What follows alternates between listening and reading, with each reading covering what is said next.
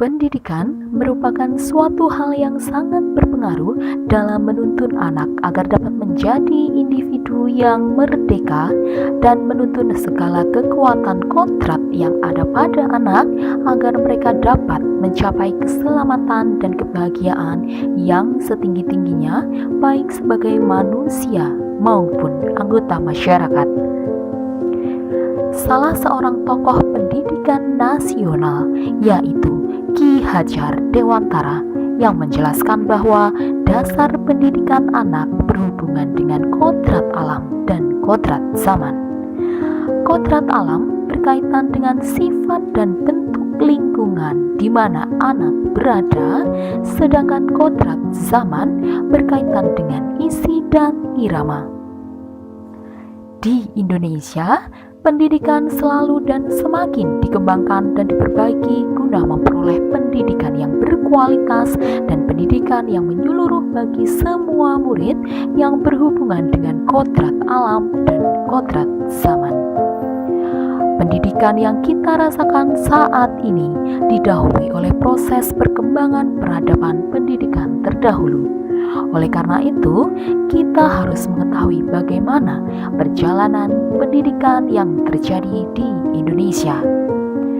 Untuk mengetahui perkembangan dan perbedaan pendidikan dari zaman dahulu sampai zaman sekarang, mari kita saksikan video berikut ini.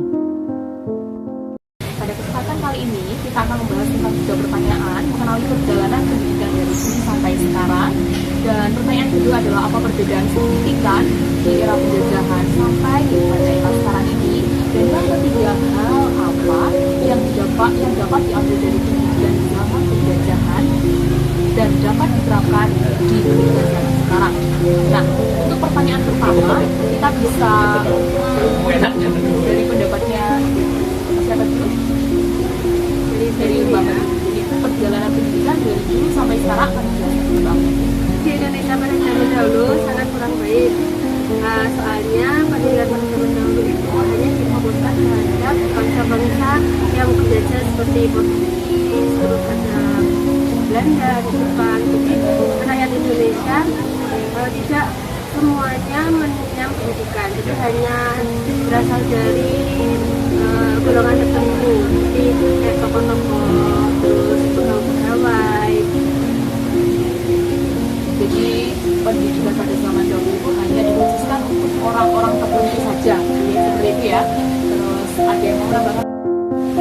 Baik, melanjutkan jawaban dari Mbak Ambar bahwa pendidikan sudah ada sejak zaman kolonial Belanda yang mengalami perubahan dari waktu ke waktu. Pendidikan pada zaman kolonial Belanda merupakan langkah awal dalam menuju pendidikan nasional yang lebih baik lagi. Jadi untuk sistem pendidikan di Indonesia sekarang merupakan sistem pendidikan nasional di mana sistem pendidikan nasional diwajibkan. Jadi sistem pendidikan di Indonesia ini diwajibkan untuk seluruh rakyat Indonesia, di mana sistem pendidikan wajib yang awalnya wajib 9 tahun sekarang menjadi wajib 12 tahun, yaitu 6 tahun pendidikan dasar, 3 tahun pendidikan menengah pertama, dan yang ke 3 tahun terakhir adalah pendidikan menengah atas. Pada saat ini pendidikan di Indonesia sudah berkembang sesuai pada zamannya, di mana saat ini Indonesia menggunakan kurikulum merdeka. Kurikulum merdeka ini siswa maupun guru dibebaskan dalam pembelajaran. Tidak ada paksaan ataupun tidak ada paksaan dalam pembelajaran itu sendiri. Jadi yang dapat disimpulkan dari pernyataan dari Mbak Ambar dan Mbak Yudi tadi bahwa sistem pendidikan pada zaman dahulu dan sekarang itu sebenarnya berbeda jauh ya. Jadi kalau sistem pendidikan pada zaman dahulu itu hanya dikhususkan untuk orang-orang tertentu saja, untuk golongan-golongan tertentu saja, yang mereka akan dijadikan sebagai pegawai dari kolonial penjajah pada zaman dahulu. Nah, untuk pendidikan yang zaman sekarang itu lebih maju lagi, lebih berkembang lagi, betul? Ya, sesuai dengan perkembangan Ya, zaman. sesuai dengan perkembangan zaman, sehingga pada saat ini kurikulum pun sudah diubah, ya, diubah sesuai dengan kebutuhan era pada saat ini. Dan kebetulan pada saat ini adalah kurikulum yang digunakan adalah kurikulum merdeka. Jadi di kurikulum merdeka ini siswa dan guru itu dibebaskan untuk mengenal pembelajaran seperti itu, ya, dan melaksanakan pembelajaran seperti itu. Dan ada yang mau menambahkan lagi? Ya. Dan untuk pertanyaan yang kedua nih, apa perbedaan signifikan era penjajahan dan era sekarang? Akan dijelaskan oleh Mbak Siti Ruqayyah. Jelaskan perbedaan signifikan antara pendidikan di era lampau dengan pendidikan di era sekarang. Mungkin ada beberapa perbedaan yang signifikan, itu diantaranya mungkin cara belajar di kelas. Ya, mungkin kalau cara belajar di kelas itu kalau di era lampau itu kan kita contohnya seperti anak zaman 90-an lah ya. Itu kalau dulu belajar di kelas itu identik dengan yang namanya kapur dan papan tulis hitam. Nah, tapi kalau mengikuti perkembangan zaman di era sekarang itu kan sudah ganti ya, sudah nggak pakai kapur lagi. Jadi di beberapa sekolah sudah menggunakan spidol dan papan tulis itu juga tidak lagi berwarna hitam, tapi menggunakan papan tulis yang berwarna putih.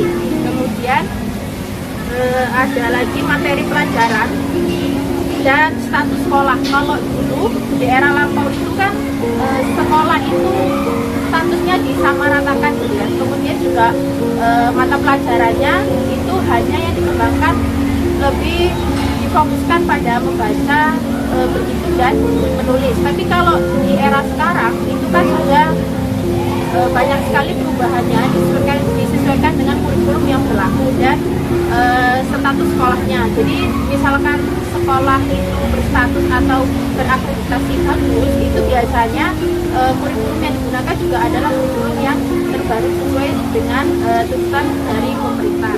Nah, jadi perbedaan yang signifikan tadi dari berbagai aspek ya teman-teman. Salah satu aspeknya dari mana Mbak tadi? Dari alat yang Dari digunakan, sarana prasarana. Sarana prasarana pada zaman dahulu dan sekarang itu jelas jauh sekali berbeda. Saya akan sedikit menambahkan mengenai perbedaan yang signifikan itu berasal dari aspek sumber informasi. Pada zaman dahulu sumber informasi itu masih berupa media cetak atau kita tanya dari orang yang lebih berpengalaman, tanya secara langsung.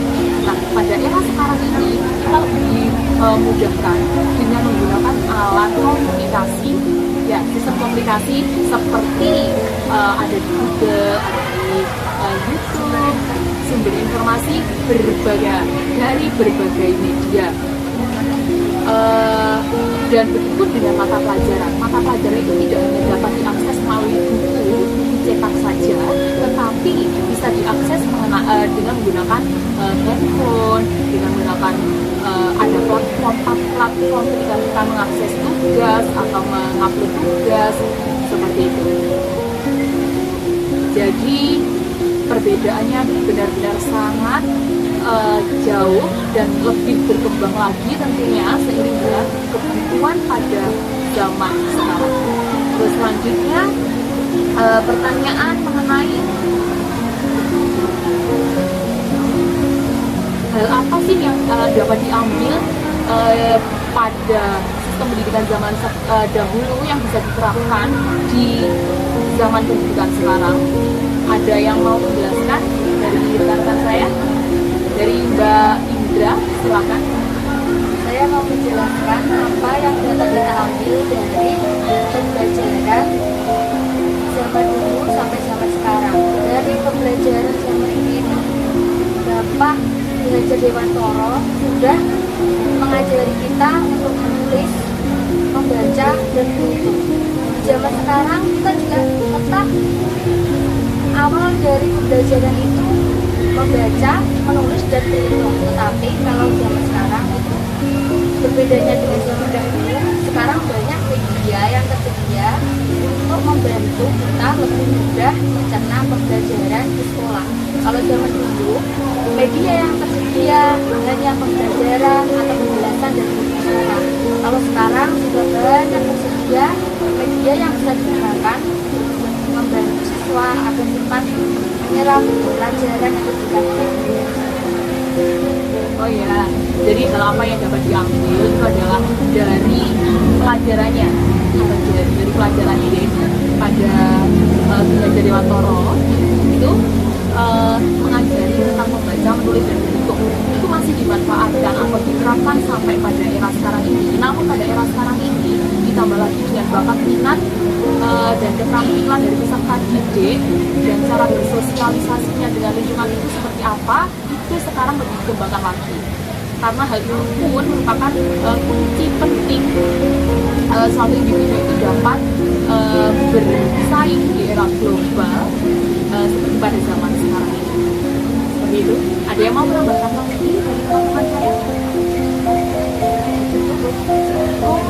Dan begitulah tadi pendidikan pada zaman dahulu itu adalah pendidikan yang hanya tersenter pada golongan apa atau hanya golongan tertentu yang punya pendidikan.